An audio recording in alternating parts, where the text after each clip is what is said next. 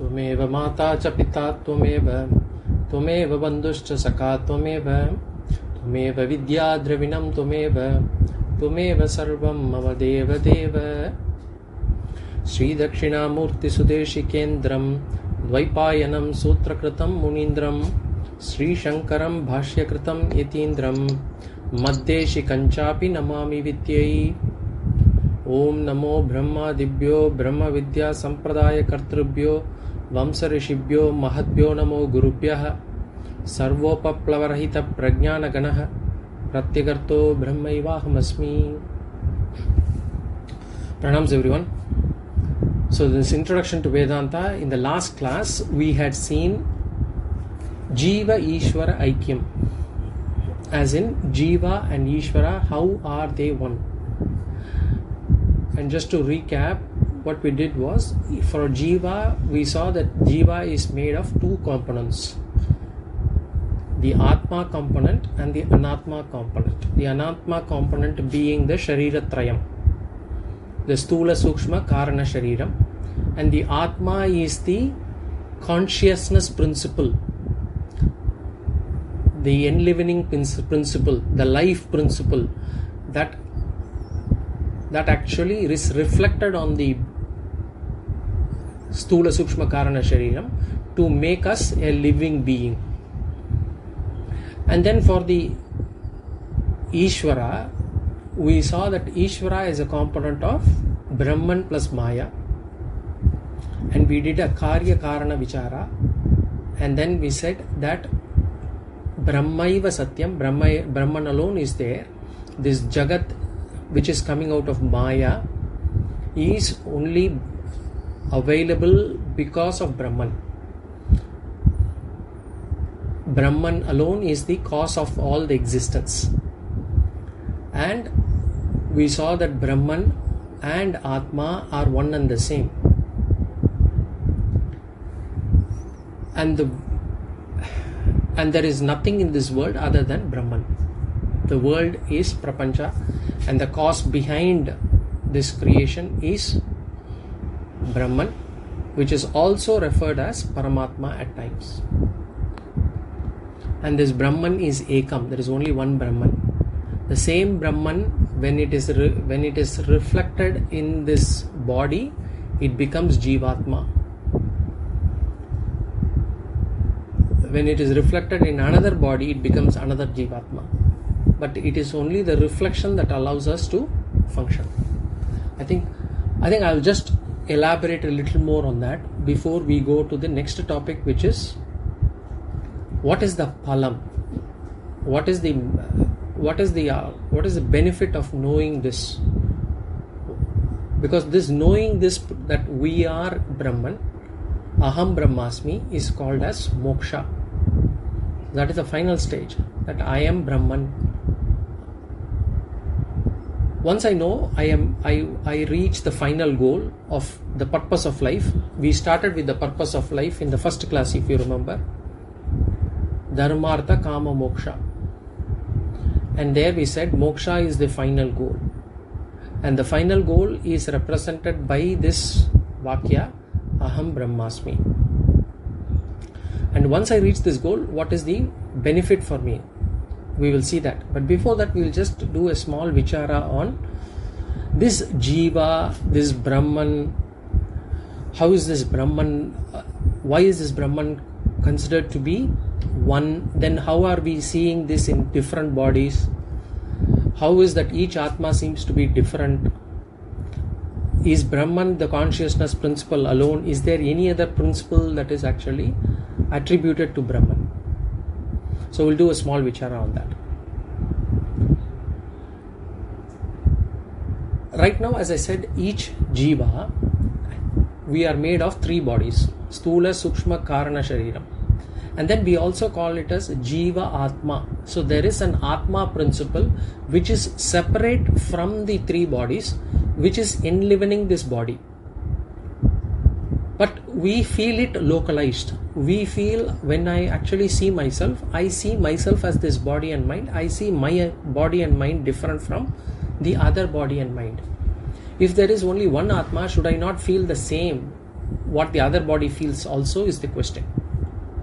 So I'm trying to create a question of myself, and then we will try to answer that.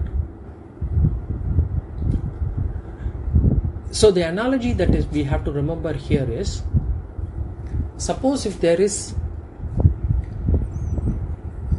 on an open place now, you have a sun, you have the blazing sun which is actually shining down upon us, and then you have a single mirror.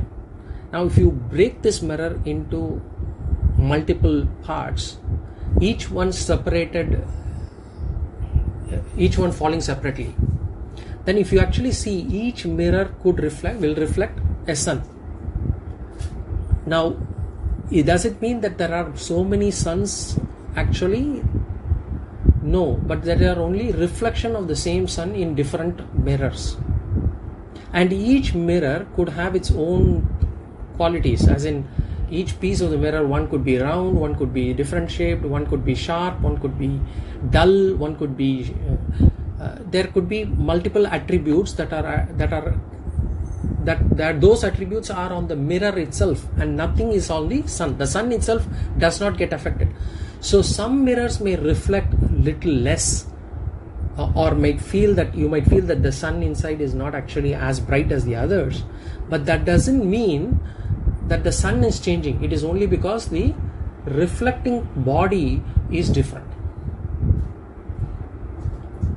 And each mirror, if it starts to think that I am different from the other person, I am different from the other sun, each sun in the mirror starts thinking that I am different from the other sun. This is what has happened to us right now. So there is only one Brahman. Don't think that, again, the example has to be taken in that purpose. It's an analogy. Don't think that Brahman is the sun. The same Brahman now is reflecting in each of our bodies, and it reflects on primarily the Karana Shariram and then the Sukshma Shariram, which is the mind. The mind has got a ability to reflect the consciousness principle, and from that reflection of the mind, that reflection then spreads to the body, which makes the body sentient. So the physical body becomes sentient because of the consciousness principle that is reflecting on the body. So there is only one sun which gets reflected into multiple mirrors, each mirror thinking that it is its own sun, and then fighting for which is brighter, which is shorter, which is sharper, which is dull, and all those things. Ultimately, if the sun decides to think that I am not actually the reflection, I am that original sun, and I am not affected by these pieces of mirror that is lying on the ground, then there is no need for us to fight with each other, or there is no need for any comparison or competition there. Similarly, the moment we think that we are this Brahman, which is the ultimate consciousness that is being reflected in this body, once we are able to realize that, then we are beyond this body-mind complex, and that is the stage of Aham Brahmasmi.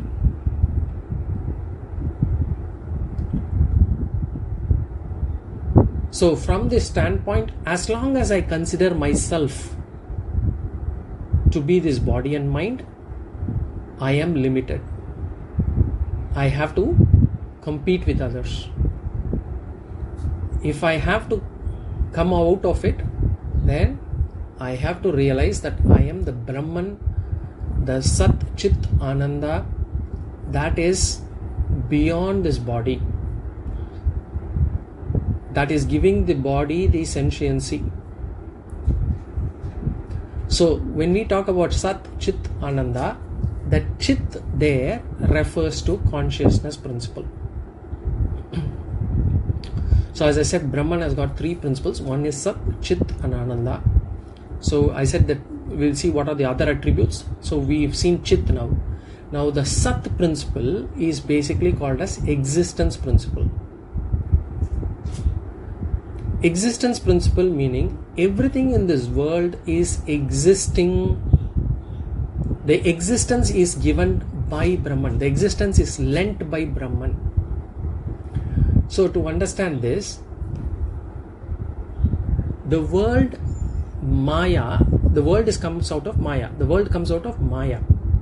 But for the Maya to be actually available for Srishti and Pralayam, Brahman is the existence principle that gives the support. It is the Adharam for this Maya to actually come out as Vyaktyam and then go back as Avyaktam. Any existence is, this existence is in Brahman. Brahman, this phone right now, it is existent because it is in Brahman gives the existence principle. Without Brahman, there will be no phone.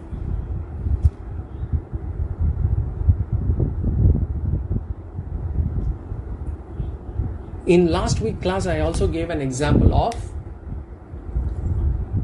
a rope and snake.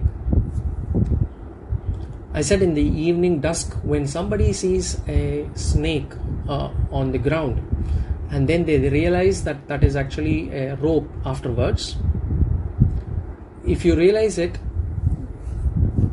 if I take that analogy here,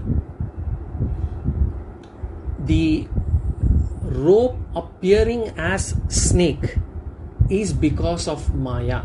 The Brahman appearing as Jagat is because of Maya. So the existence of the snake is supported by the rope. The moment the rope goes, the snake also goes. The existence of snake can only be supported because there is a rope supporting the existence. Similarly, the Jagat is available for us. The Jagat's existence is supported by Brahman. Without Brahman, there is no Jagat. And the world appears as this Jagat because of the Maya principle. And that's why it is appearing, we consider that as to be as good as not true. So, the snake has got a borrowed existence. The snake does not have an existence of its own. Similarly, the Jagat does not have an existence of its own. It is borrowed existence. That borrowed existence, the original existence is given by Brahman, and therefore Brahman is the Sat principle, the existence principle. So, all the inert objects that we see in this world, those that do not have any consciousness principle reflecting upon them, the existence is given by Brahman. For the conscious beings like us, all these jivas, both the existence as well as the consciousness principle comes from Brahman. So this is the concept behind Advaita. So I'll repeat, one is all living beings. Both the consciousness principle as well as the existence principle comes from Brahman. For all non-living beings, stone, books, tree, wood, whatever, all these inert objects, these inert objects, there is no consciousness principle reflecting on it, because they do not have a kind of a mind which is a subtle principle to reflect, and therefore only the existence is supported by Brahman.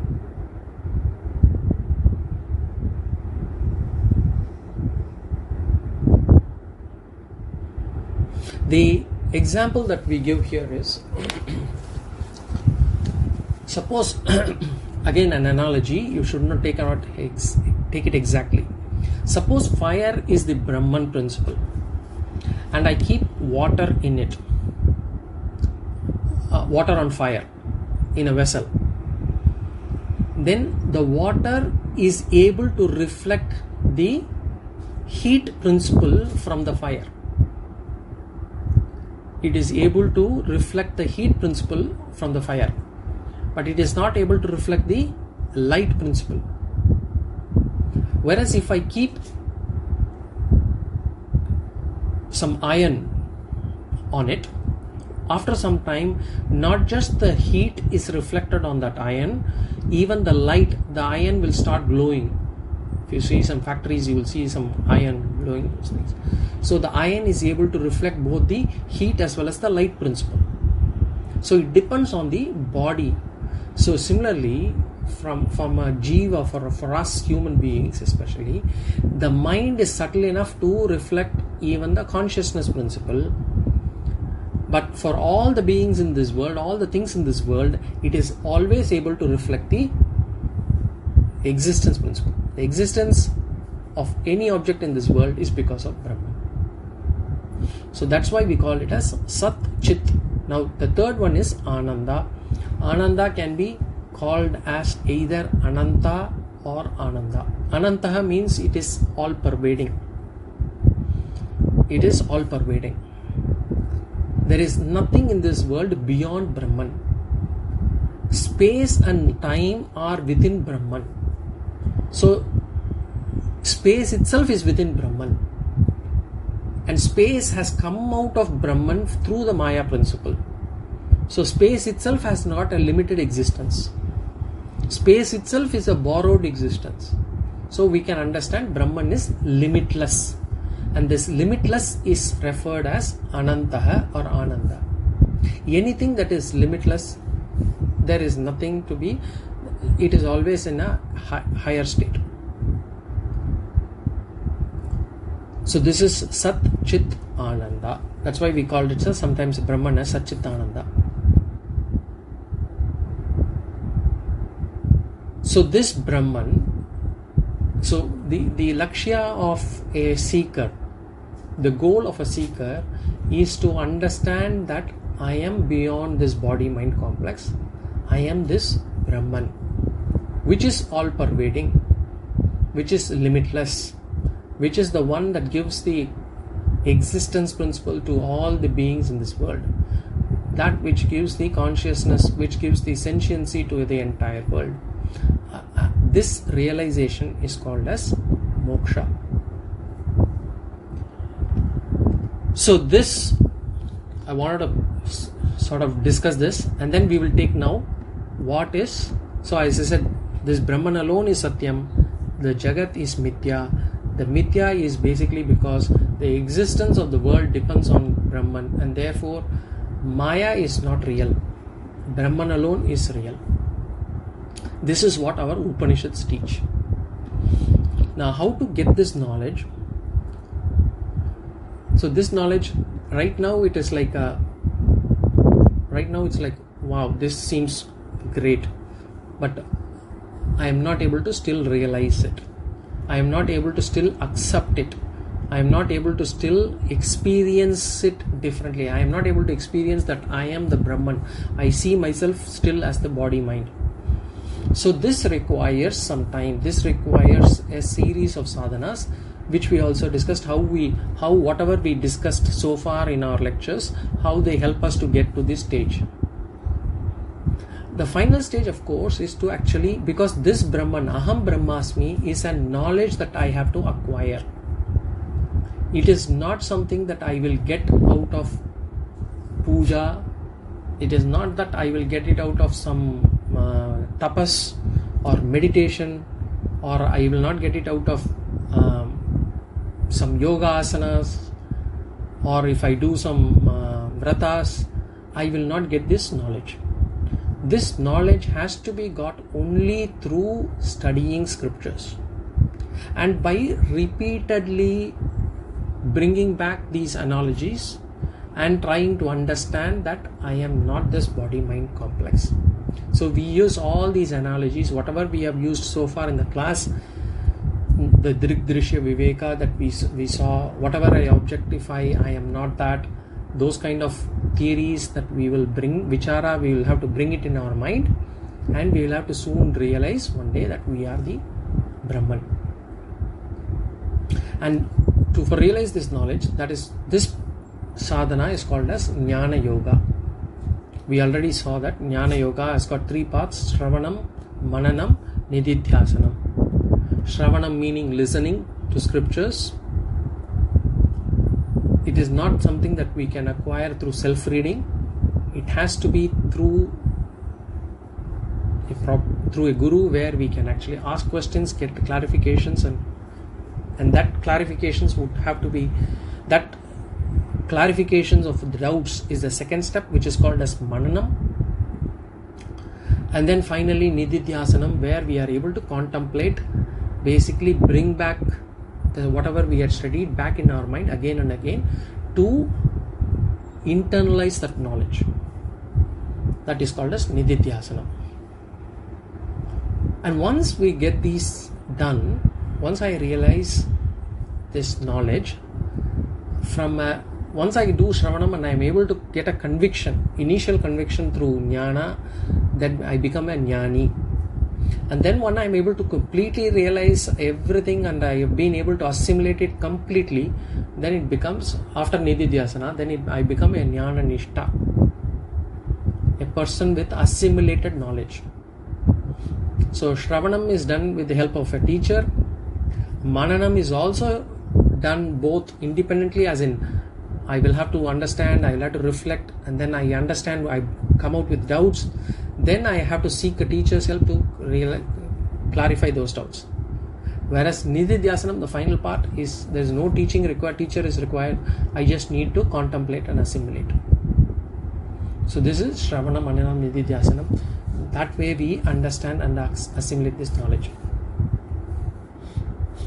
So no amount of study is, this study is needed, but we have to do Mananam and Nididhyasanam until that this becomes a third party knowledge. So to make it into our known knowledge, into our assimilated knowledge, we will have to reflect on that teaching. And once I get this knowledge, then Shastra says you got Jnanam, you become a Jnani, you attained moksha. So the question is, what is the benefit of this knowledge? What is the Jnana Phalam? The benefit of knowledge is, so far I've been thinking, first of all, that I am different, Ishvara is different. So as long as I am able to, so now suddenly I come to realize that both Ishvara and me are one. So what is the benefit then? So how does that help in my life is the next question then. What is the use of studying all these scriptures and Upanishads and this? So this Phalam is differentiated in two, or rather there are two benefits to this Phalam. One is Jivan Mukti, the other one is Videha Mukti. Jivan Mukti means liberation while living. Liberation while living. That is before death. And then Videha Mukti is benefit after death. Liberation after death. So in most of the other schools of thought, as in including Dvaita or Visishta Dvaita, there is no Jivan Mukti concept. There is only a liberation, there is Mukti only after death. Only in Advaita we have this Jivan Mukti concept.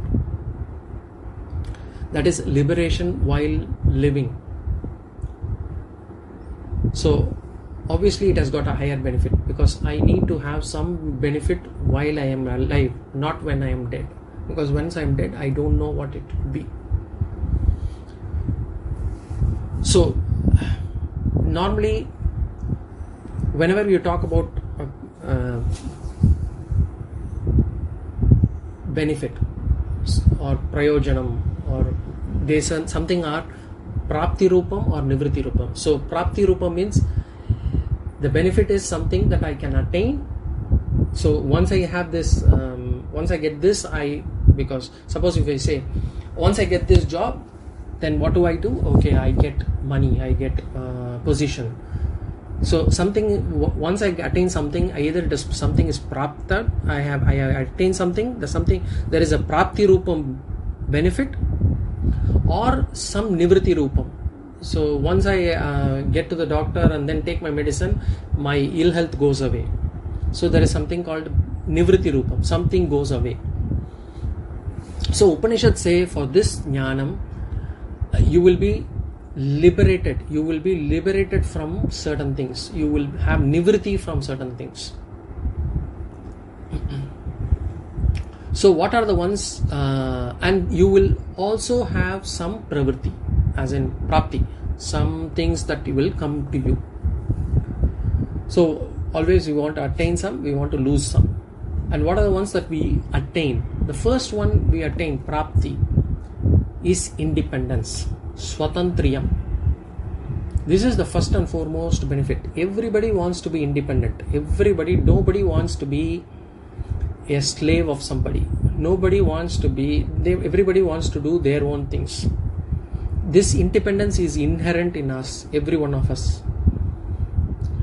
The important independence that one can ask for is not the physical, financial independence, but the mental and emotional independence.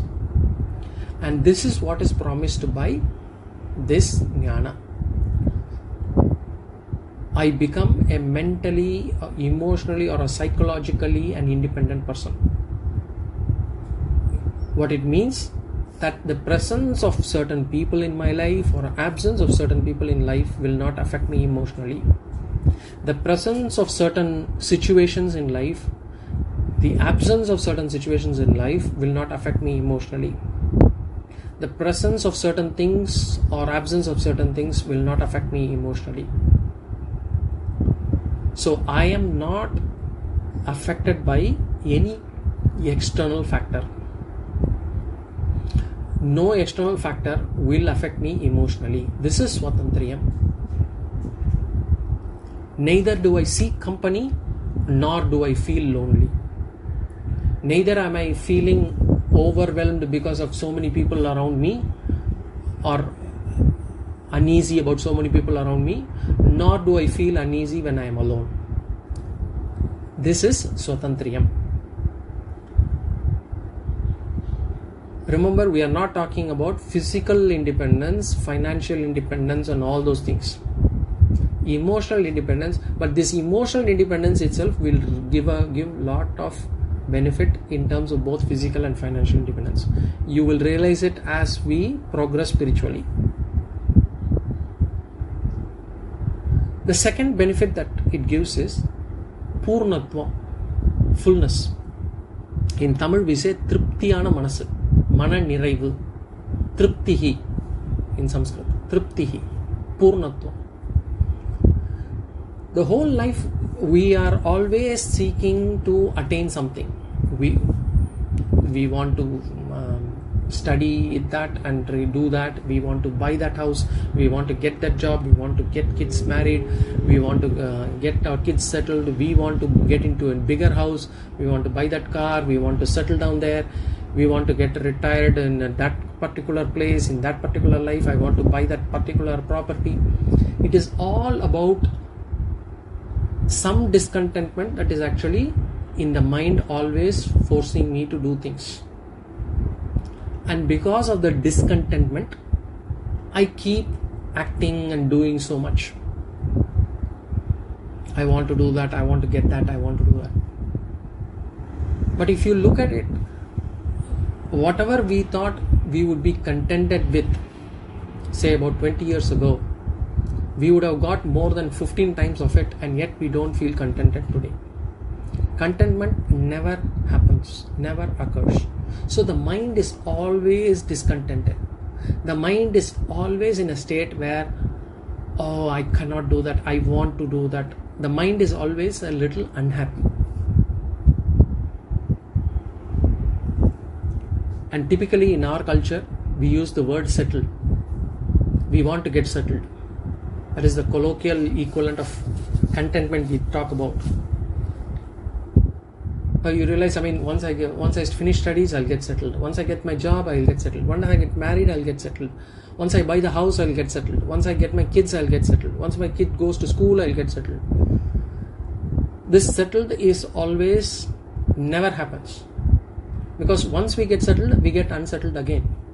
and we look for the next settlement. So it is never ending. So for a jnani, there is purnatvam, there is contentment, there is a sense of fulfillment in life. The Shastra says, in Bhagavad Gita, Bhagavan says, Atmanyeva Atmana Tushtaha. I get contented with myself. Whatever I am happy. I am happy with whatever I am. The problem is, for us, we want another person or object. We want to have that for us to be contented, happy, or feel satisfied. I want to have that particular job. I want to have that particular house. I want to have that particular person in my life. Only then I will be happy. That's why we are not able to be alone also. Because we are not contented with ourselves. If I am contented with myself, I will be happy to be alone with myself. The irony is that we are not able to tolerate our own self. We are not able to tolerate our company. Then how can others tolerate us? So what this Shastra says is, if you get this knowledge that I am this Atma, which is not confined to this body, but I am this Atma which is Sat Chit Ananda. I am free from all limitations. Nothing is away from me. Everything belongs to me. There is no sense of isolation or rejection. Because there is nothing other than me. Because if I am a person, if I am relating myself to this body and mind, I can feel that I am being rejected. But nobody can reject me if I am all pervading. There is no sense of isolation. There is no sense of rejection. There is no sense of limitation. Can anybody reject space? I don't want to be in space. I want to reject space. I don't like space. It's not possible. Similarly, I, the Atma, cannot be rejected by anyone. So I will be unconditionally contented. There will be no conditions on which my contentment happens. And this contentment happens at all three levels: physical contentment, emotional contentment, and intellectual contentment. My body is getting weak, my legs are paining. For that person, its body is different, I am different. It is my body, the body given to me for this life. And bodies typically go through this Shat Vikara. We saw that. Asti, Jayate, Vardate, Viparinimate, until Vinashyati. We saw that 6 stages. So any physical body will go through those 6 stages. I will not get unhappy because of that. I feel, the mind is full of sorrow, there has been some issues there. The mind is bound to have this problem. It is the problem of the mind. It is not my problem. A person would be able to objectify the mind. So there is no discontentment at the body level. There is no discontentment at the emotional level, and there is no discontentment at the intellectual level also. I still need to study that. I still need to do that. Because I have known now what is the ultimate knowledge. The ultimate knowledge that I am the knowledge. I am the knowledge principle behind. Brahman is the knowledge principle behind the entire creation. What more I need other than this knowledge? So there is no discontentment at the intellectual level also. So this is the second benefit. The third one is Samatvam. So we saw Swatantraha, Purnatvam or Tripti. The third one is Samatvam. We saw the emotional strength to face ups and downs. Everything that happens in the life, ups and downs, it is all part of the mind. The Jnanam will act as a shock absorber. So whatever things happen, Whatever I can control, try to control. Whatever I cannot control, I will have to accept. And this jnana will give me that samatvam. The mind will go through the problems or pains. It is the mind's problem. Or even by knowing that this is not even a problem, the mind also will not go through any problem. Once the jnana comes that this world is a mithya, there is no problem for the mind. Because this world is as illusory as I am in a dream. So when in a dream, when I am in the dream, if I get chased by someone, I feel the fear.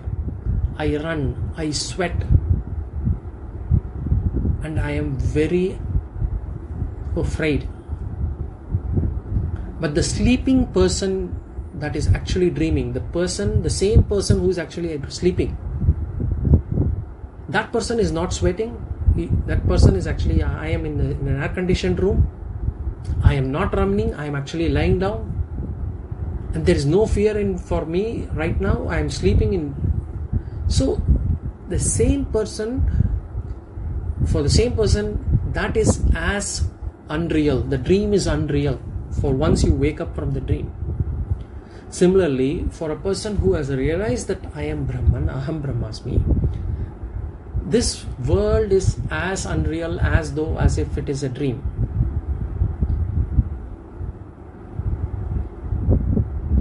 So there is samatvam. So for a person who is sleeping in the dream, that person is in samatvam mode. Although the same person who is dreaming is actually going through all the anxieties. So similarly, a person who has realized Brahman, he is in the samatva mode. Don't think otherwise. One day we will just wake up and then we see everything to be a different world. It doesn't happen. We will be still in the same world. We will still see the same objects. But the only thing is that we will realize that we are Brahman. It's not that just like we wake up from the dream and then we see another world which is different. That will not happen for us. It's only an analogy. Just realize that. So this is going to be these are the three benefits. And in terms of a technical term that if I want to share, there are three orders of reality, or three orders of reality we say, Satyam. What we face right now, this world, what we have right now, it's called as Vyavaharika Satyam. Vyavaharika Satyam. This has got an order of reality. There is some sense of reality to it. There is a sense of order in it. Dharma is the order for this world. Karma principle works in this world. All those things are real. Ishvara is real in this world. Papa and Punya are real in this world. So there is a reality, an order of reality for this, and this order of reality is known as Vyavaharika Satyam. Vyavaharika Satyam, transactional reality, empirical reality. The dream has got a sense of reality. Within the dream, if somebody is sick, then that person would have to go through the pain or problems. If somebody is thirsty, within the dream, that person would have to drink water in the dream to quench the thirst. So that has got a sense of reality within the dream world. And that dream world order of reality is known as Pratibhasika Satyam. Pratibhasika Satyam. And then for a realized person who has understood that he is Brahman, Aham Brahmasmi, who sees himself beyond this body and mind, for that order of reality, that person, that order of reality is called as Paramarthika Satyam. Paramarthika Satyam, at that order of reality, for a jnani, there is no karma, there is no dharma, there is no papa punya, there is no concept of Ishvara. All these are not valid at that level. So we have to understand that. Until the time that I get to that order of reality, papa punya, dharma, karma, Ishvara, all these vratas, all these rituals, all these things are valid. So just by knowing that after going through this class and okay, I have understood that I am Brahmasmi and therefore there is no karma, there is no papa punya, that would be simple foolishness to say that. It is only when we reach that stage, this becomes, only when I wake up from the dream, my fear will go away.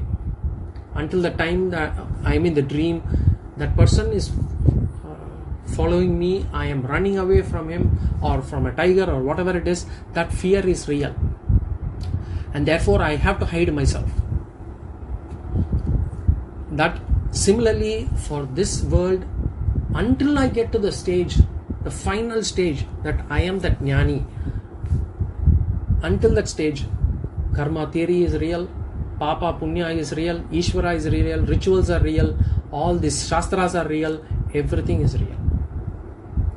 We'll have to understand that. So these are the three orders of reality. Now, I said we have two benefits. One is prapti, then nivritti. First we saw Jivan Mukti, Videha Mukti. Within Jivan Mukti, prapti, nivritti. Within prapti, we saw three things: Swatantra, Purnatvam, Samatvam. Independence, contentment, and equal balance of mind, equanimity, equanimous mind. Then what is the nivritti? What will I be liberated from? I get nivritti. I get liberated from insecurity. I will not have any insecurity about my future. I will not have any insecurity about my life. I will not have any insecurity about what will happen when this person leaves my life or this thing goes away, money goes away, whatever this insecurity that I have, all this anxiety I will be away from. I will not have any fear. I will not have any fear about anything or any object or any person. I will not have any sense of inadequacy. How I wish I was able to do that. How I wish I could have done that.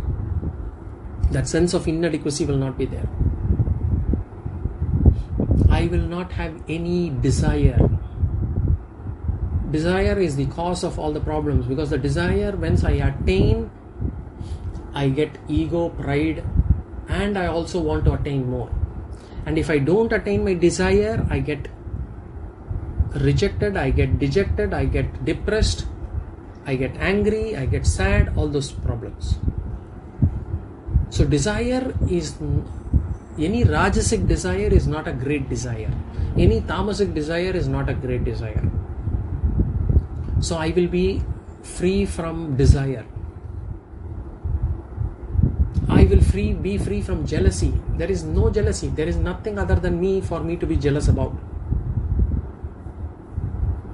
Jealousy can come only when there is something other than me, where I compare, and then either I become jealous or I become proud. There's nothing. I get free from anger. Anger is not a root cause. The root cause of anger is desire. And when there is no desire, anger also goes away. So these are all the psychological problems. These are called as samsara. In the first class, we discussed about that samsara. What is samsara? In the first and second class. And yes, those samsara will be gone. Shastra says we are tied to this world with a sukshma rope. Sukshma meaning subtle rope, and that subtle rope is called as desire. The world, we are tied to this world through this desire. I want to see this, I want to taste this, I want to feel this, I want to do this. This desire makes me attached to the world. If someone disrespects me, I get angry. How can I? Because this is a desire on my ego. How can that person disrespect me? Because the moment I get more and more attached to my ego, ahankara. It's not the Tamil ahankara, it is that Sanskrit ahankara that we're talking about, the mano buddhi chittam ahankara, that ahankara, that I-ness, that I that are referring to this body mind complex. So if somebody, how can that person see and go without actually acknowledging me? All those things are desires on my ego. And the world ties us. Shastra says this world ties us to this world through this rope called desire. And Shastra says this knowledge, this whatever I can feel, whatever can make me feel sad, I will be liberated from all those. So this is the nivritti. Nivritti is anger, desire, anxiety, fear, insecurity, inadequacy, all those things. So, but once I get this jnana, does that mean that I will not have any physical problems? I will not have any relational problems? Once I have this jnana, does it mean that I become suddenly all powerful? No, it doesn't mean that. It doesn't mean that all the problems that are at the body level will continue to exist. All the problems that are at the mental level, as some people could give us trouble, could continue to give us trouble. Only thing, we will not be affected by it. Shastra says start practicing that. Fake it to make it. So if somebody tries to give us trouble, try to fake that you are not getting affected by it to start with. We may not get to the stage of jnana, but we can try to practice that, so that we try to go beyond it.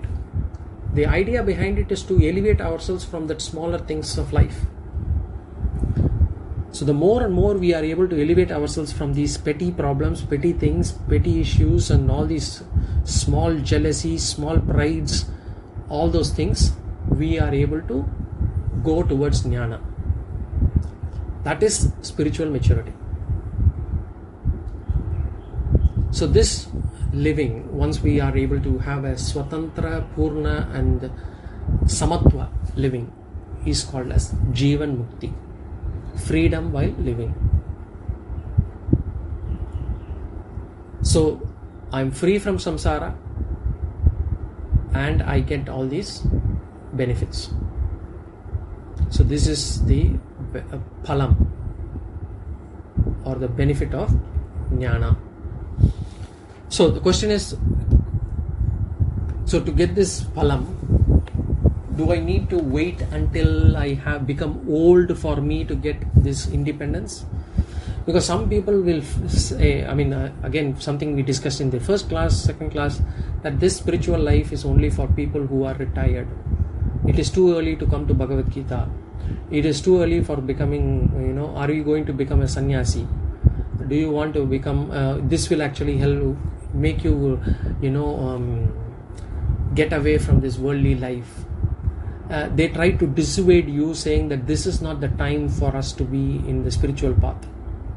But these benefits, would somebody want these benefits, to have this independence, to have this equanimity of mind, to have this contentment at a very early age, or only when they are going to die? Question is, it is important to have this as early as possible, as much as possible.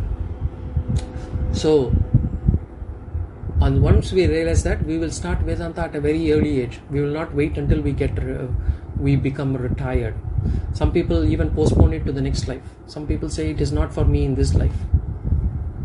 It is enough if I get it in the next life. As if the next life, A, we are going to become humans, B, we will get a human body, and B, we will have this same level of understanding, or we'll be in this kind of an environment where we will have access to these knowledge.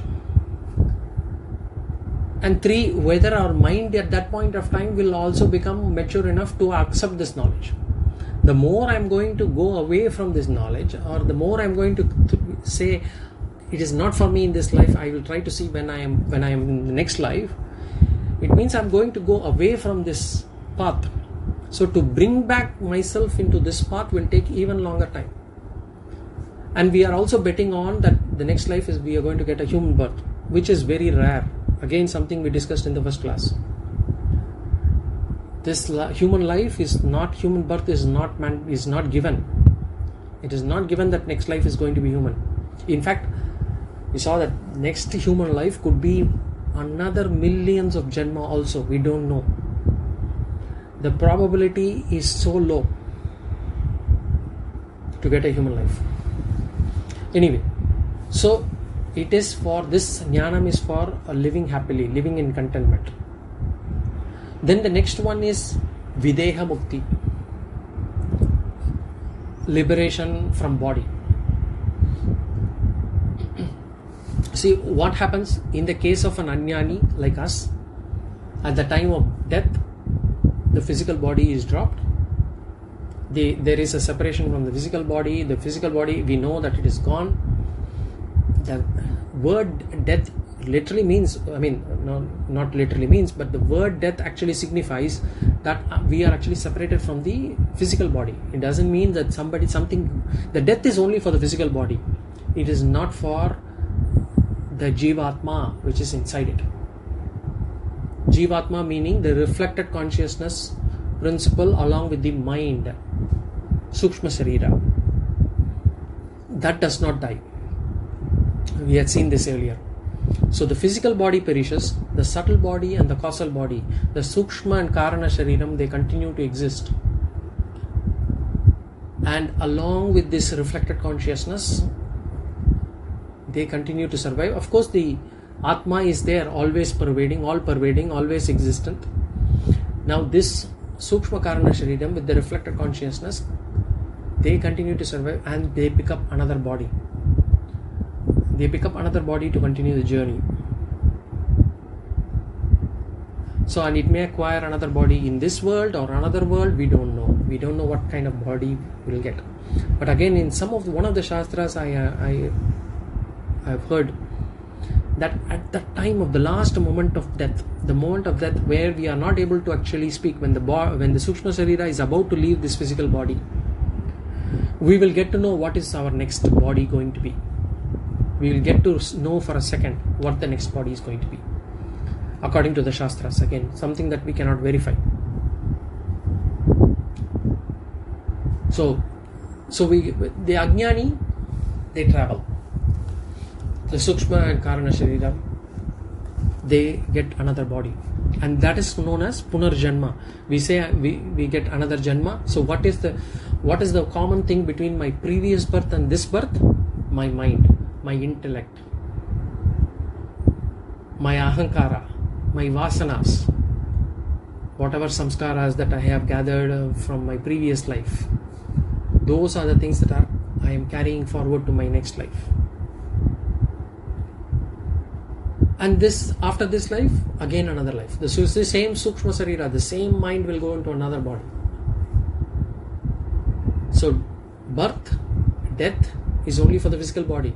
And remember, the physical body is inert, jadam. It doesn't have a life on its own.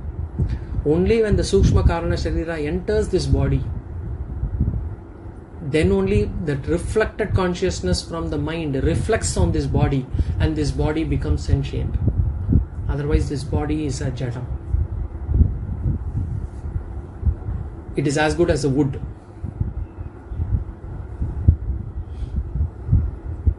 Okay. Now, what happens in the case of Jnani? Jnani, scriptures say at the time of death for this Jnani, all the three bodies merge into the Samashti. So, which means the Sharira Trayam, the Stula, Sukshma, Karana, Sharira, they merge into the Prapancha Trayam. The Stula Prapancha, the Sukshma Prapancha, and the Karana Prapancha.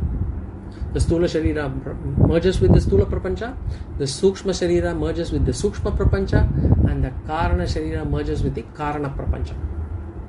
So this means that Jnani does not survive as an individual.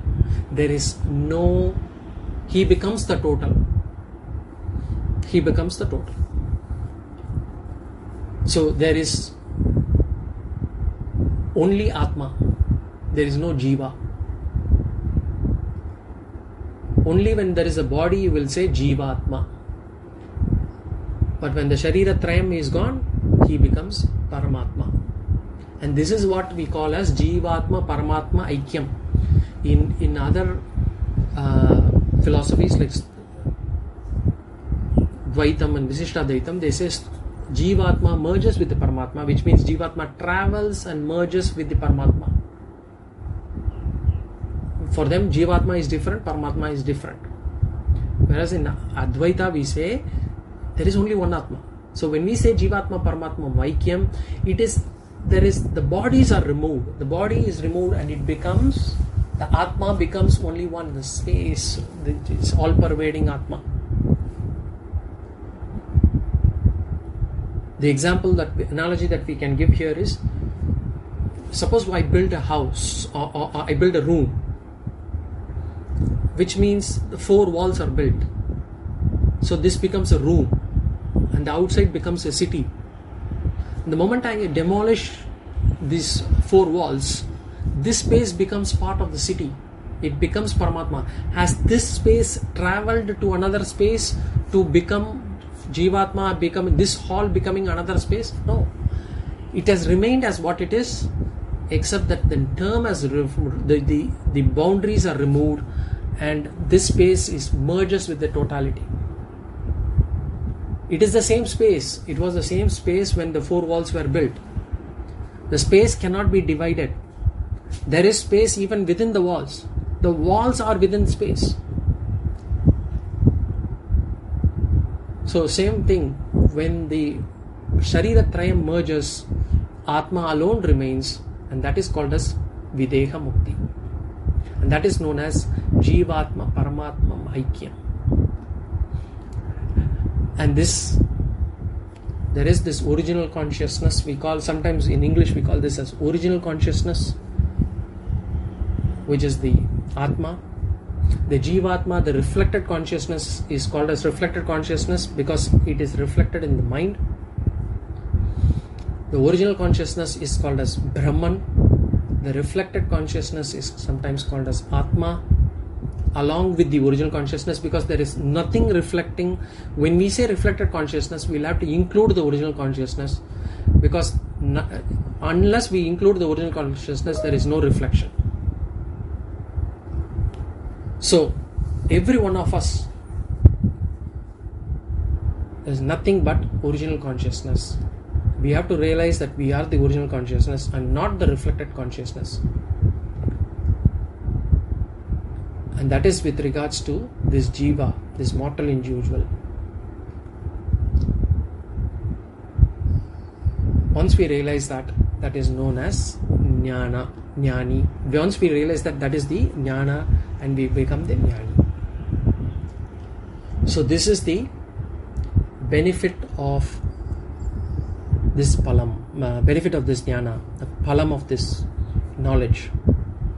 Any questions, comments?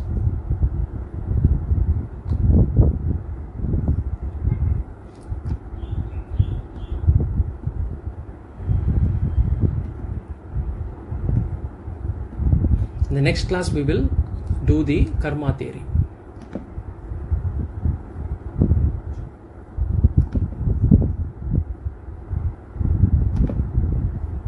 So Jnani has no rebirth. Yes, Jnani has no rebirth.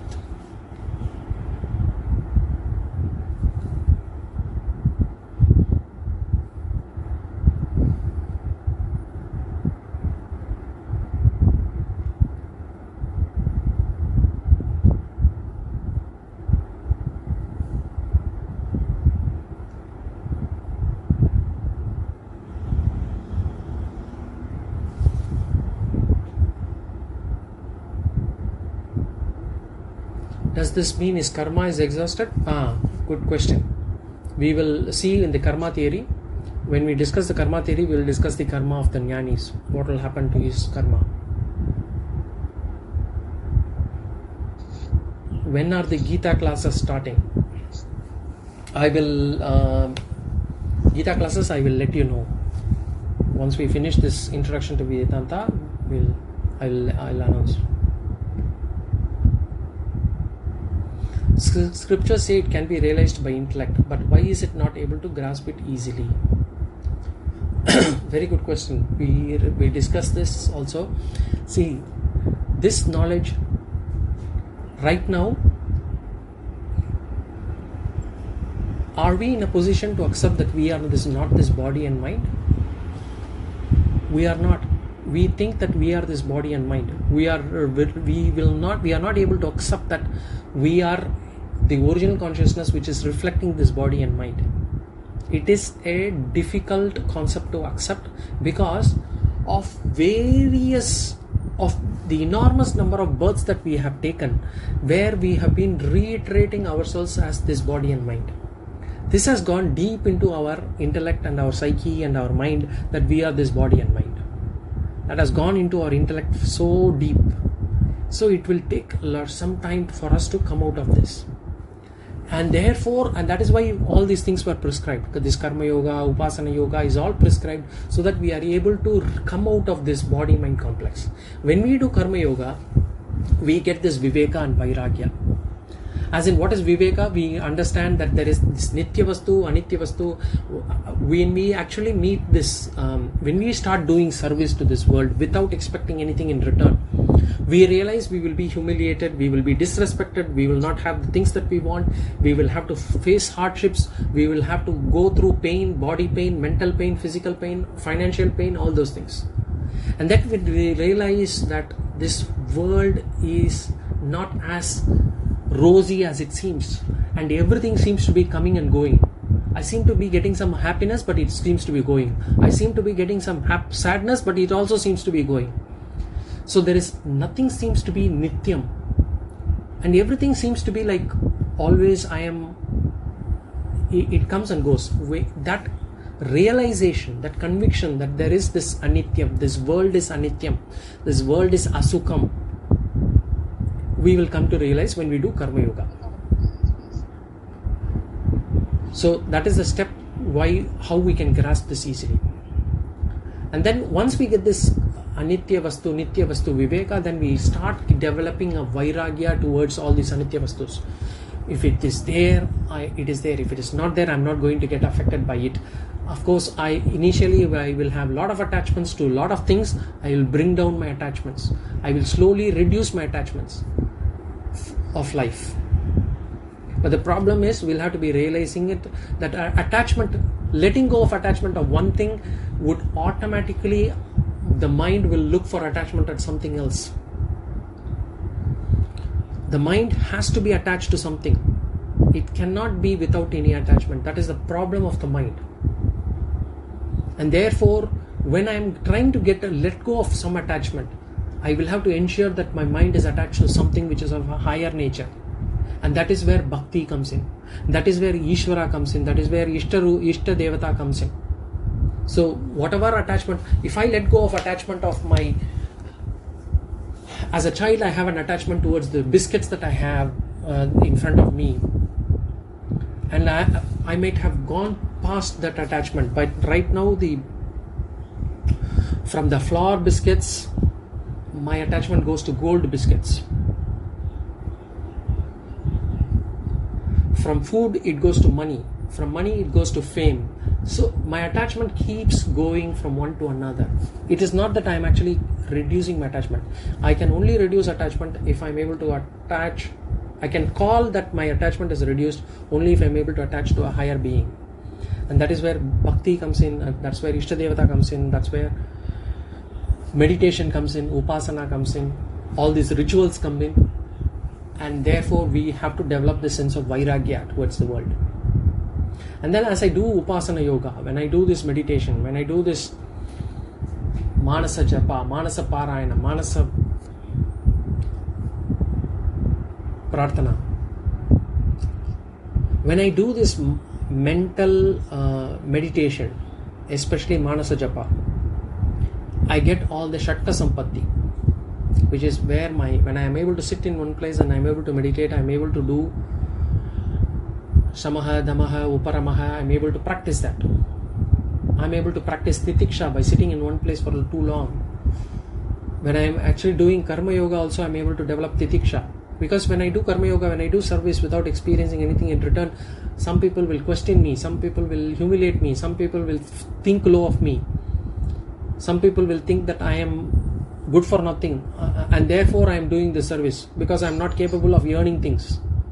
So all this humiliation, all these things will come in. That titiksha will grow. So as I do karma upasana yoga, I am able to understand that I am not this body and mind. My attachment towards my body and mind will slowly go. My ahankara and mamakara will slowly go, will reduce. And only then I will be able to realize that I am this Brahman. I have understood myself to be this body and mind. I have wound the rope. When threading, they say, when I have actually wound it wrongly, I cannot get it right. I will have to unwind it to wind it rightly. Similarly, I have got myself entangled to this world and this body and mind. I have attached myself so deeply to this body and mind. So the only way to get this knowledge is to unwrangle this knot.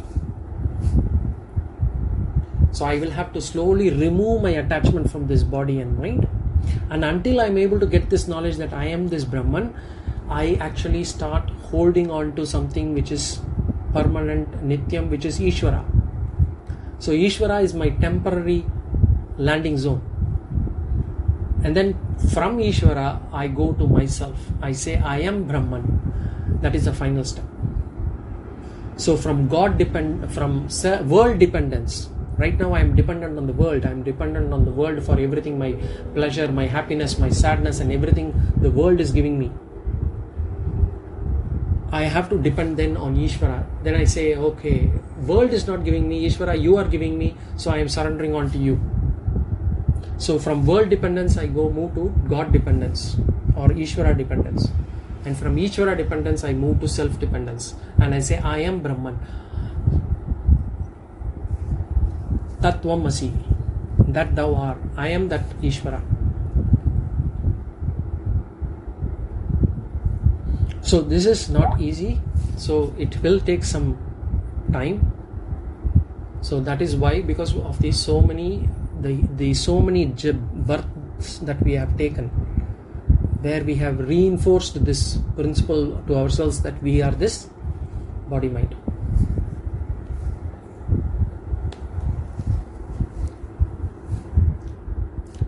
Any other points, questions? Otherwise we will see in the next class. Om Purnamadah Purnamidam Purnat Purnamudachyate Purnasya Purnamadaya Purnameva Vashishyate. Om Shanti Shanti Shanti. Swasti Prajabhyah Paripalayantam Nyayena Margena Mahim Mahishaha. Go Brahmanebhyo Shubhamastu Nityam Loka Samasta Sukhino Bhavantu. Shri Guruparananda.